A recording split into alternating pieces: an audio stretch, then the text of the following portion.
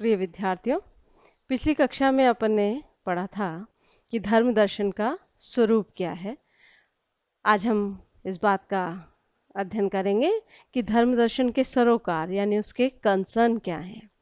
Concern या सरोकार से तात्पर्य है कि धर्म दर्शन का वास्ता किन किन चीज़ों से है, इसके मुख्य मुद्दे क्या हैं। ठीक है, देखिए, धर्म दर्शन का जो प्रमुख सरोकार है वो धर्म की बौद्धिक व्याख्या है।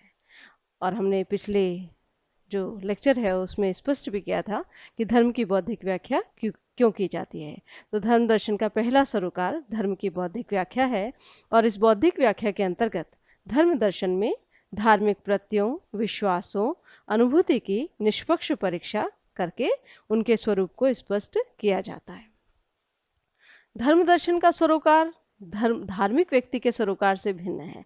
जैसे धर्म दर्शन और धर्म में अंतर था, ऐसे धार्मिक व्यक्ति जहाँ अपने धर्म के प्रति बड़ा श्रेष्ठता का भाव भी रख सकता है, विशेष श्रद्धा भी रख सकता है, ऐसा धर्म दर्शन के सरोकार में नहीं है। तो धर्म दर्शन का सरोकार धार्मिक व्यक्ति के सरोकार से भिन्न है, परंतु वह धर्म के प्रति सहयोगी होता है और सकारात्मक रुख रखता है। यानी धर्म दर्शन धर्म का आलोचक नहीं है, वो किसी प्रकार से धर्म विरोधी नहीं है, बल्कि वैज्ञानिक युग में धर्म की बुद्धिगम्य यानी बुद्धि को समझ में आ जाए, बुद्धि में स्पष्ट हो जाए, ऐसी निष्पक्ष समीक्षा करता है।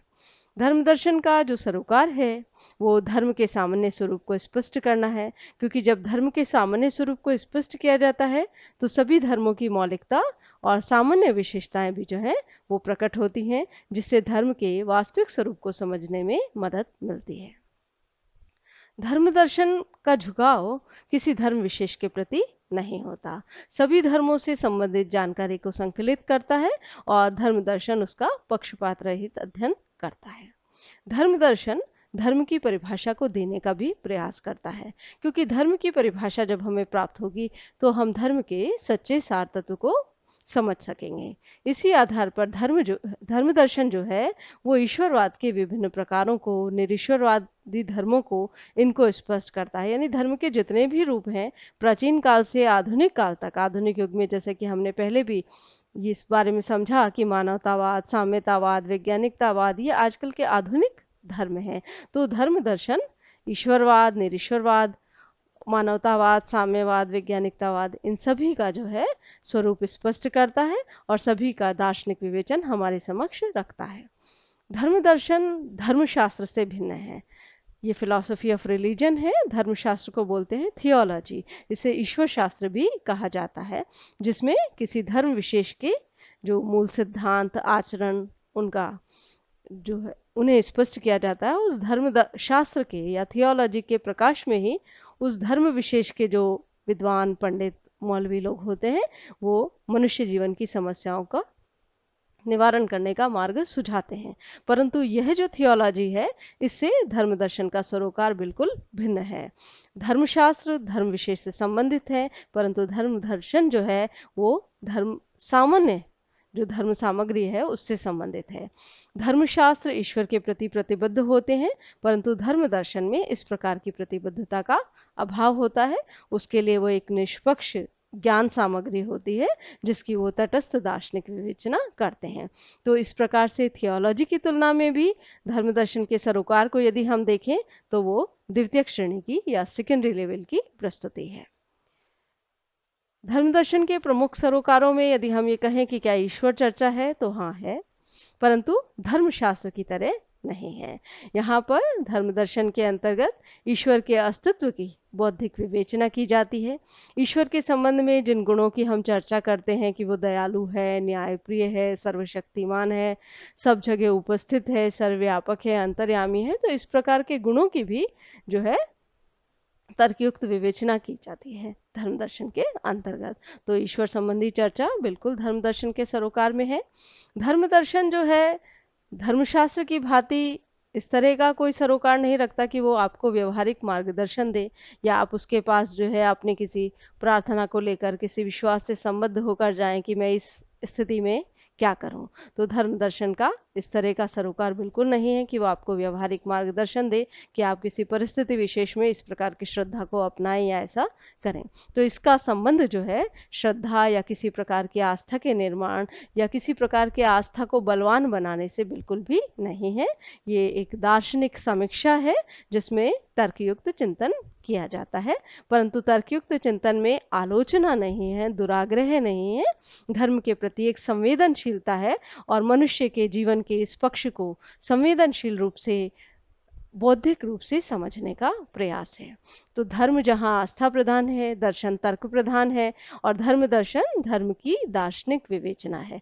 तो धर्म दर्शन का जो महत्व है वो एक दार्शनिक विवेचना का जो महत्व है वही है। अब दार्शनिक विवेचना का महत्व होता है किसी भी विषय को समयानुकूल, बुद्धि अनुकूल और स्पष्ट रूप से समझना। तो इस प्रकार से धर्म दर्शन का जो प्रमुख सरोकार है, धर्म को समय के अनुकूल, बुद्धि के अनुकूल और अधिक स्पष्ट रूप में समझना है। तो हम धर्म दर्शन के सरोकार में कह सकते हैं कि धर्म दर्शन धर्म का एक सहयोगी ज्ञान की शाखा है। धर्म दर्शन तत्व विद्या, तत्व विद्या जैसे कि अपन पढ़ते हैं मेटाफिजिक्स, जब अपन मेटाफिजिक्स पढ़ते हैं तो हम जगत के मूल विषयों को जानते हैं। तो हमारा मूल प्रयास जो है वो सैद्धांतिक, अपनी जो सैद्धांतिक होता है, क्योंकि हम अपनी जिज्ञासाओं को रखते हैं और उन जिज्ञासाओं का शमन करते हैं।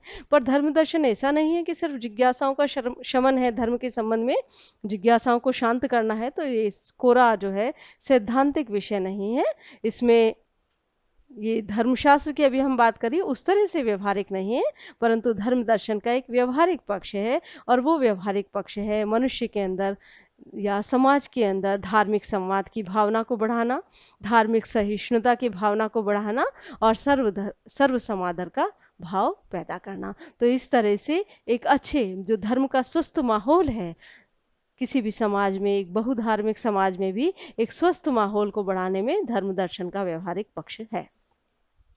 मनुष्यता का इतिहास साक्षी है कि धर्म जो है वो मनुष्य जीवन का महत्वपूर्ण आधार है।